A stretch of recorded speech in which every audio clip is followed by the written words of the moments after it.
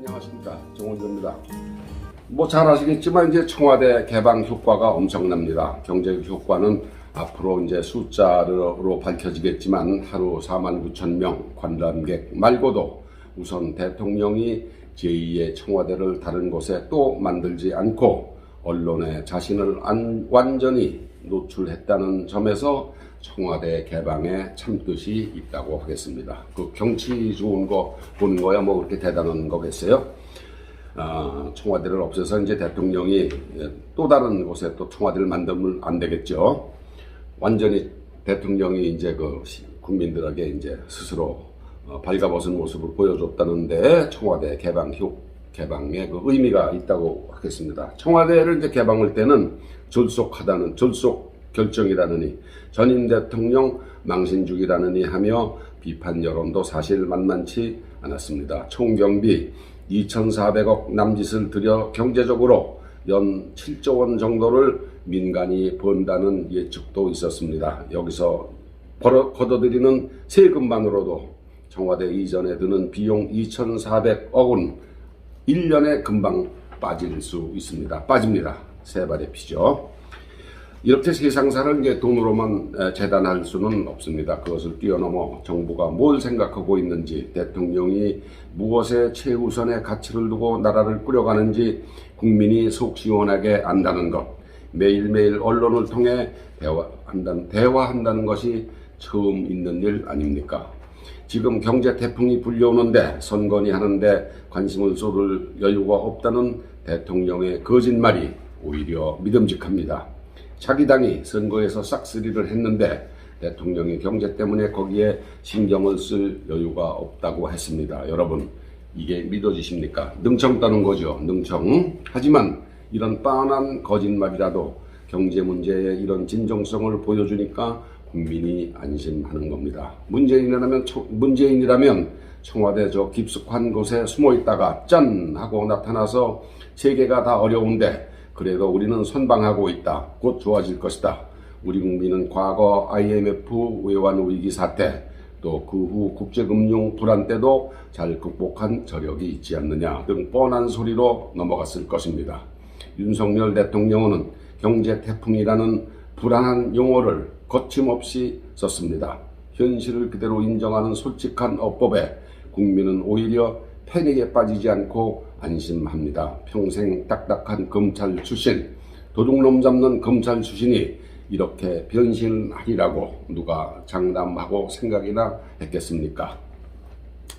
문재인의 그 양산박 집 앞에서 지금 극성 보수 유튜버들이 마이크를 들고 시위를 하는 바람에 부부가 공동으로 경찰에 모욕 등 위반으로 집회법 위반, 모욕 이런 걸로 경찰에 고소를 했다고 합니다. 부부 공동명의로 며칠 전 이야기입니다.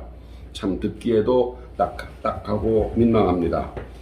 내가 여기까지 와서 왜 이런 소리를 들어야 하나 하고 곰곰이 반성해도 모자랄 판에 현관에 나와서 멀리 떨어진 시위대를 향해 삿대질하는 그 부인 김정숙 씨 모습에 보기가 민망했습니다. 제가 문재인 입장이라면 시위대가 마실 물도 떠다주고 갖다주고 간식도 챙겨주고 불러서 밥도 같이 먹어주고 그러겠습니다.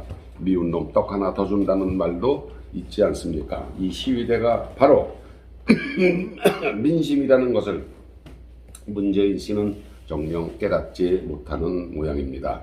이런 소갈머리에게 5년을 맡겨놨으니 나라가 이 모양 이 꼴 아니겠습니다. 정말로 딱한 일입니다. 이재명이 이제 말 그대로 똥마렵게 생겼습니다. 129군데 그 성남과 수원시 군대 음식점을 경찰이 훑었다고 합니다. 그린 카드로 불리는 경기도 법인 카드로 부인 김혜경 씨가 최소 900만 원어치 음식을 시켜 먹었다는 고발 사건 수사가 본격적으로 시작되는 모양입니다. 떳떳했다면 극성스러운 부인이 남편의 계양을 보궐선거에 콧배기도 안 내밀 이유가 어디 있습니까? 한낱 아녀자가 본분을 깨닫지 못하고 나대다가 지금은 좌불안석 수사의 손길이 어디까지 다가올지 불안할 걸 생각하면 측은한 마음이 들기도 합니다. 그래도 남의 사사로운 돈이 아닌 국민이 낸 세금을 갖고 호사를 부린 것을 생각하면 감옥에 가든 안 가든 그건 나중 문제고 사실은 있는 그대로 밝혀져야 한다고 생각합니다. 피곤하다고 덮고 아무 일도 없었던 것처럼 넘어가선 안 될 일입니다. 어느 놈은 권력 있고 빽 있어서 수사도 안 받고, 어느 놈은 돈 없고 뒷배 봐주는 사람이 없어서 벌금 내고 구치소 살고 감옥까지 간다면 그게 공정한 세상입니까? 조국을 보십시오. 대법원이 마누라쟁이의 동양대 표창장이나 최강욱의 변호사 사무실 인턴 7건 그런 등등 모두 유죄로 인정을 해서 4년 감옥에 보냈는데 조국 본인은 마누라가 그런 일 했는지도 몰랐다고 말을 뱉어내고 있습니다. 심지어 마누라가 그런 짓을 했다손 치더라도 재판에서 증거 능력으로 삼을 수는 없다는 해괴한 논리를 펴고 있습니다. 법정에서 유죄의 근거로 쓰이면 안 된다는 말입니다. 무슨 말인고 하니, 사람을 죽이긴 죽였는데 수사 과정에서 잘못이 있기 때문에 죄를 물을 수는 없다고 강변하는 겁니다. 여러분, 이게 이해가 가십니까?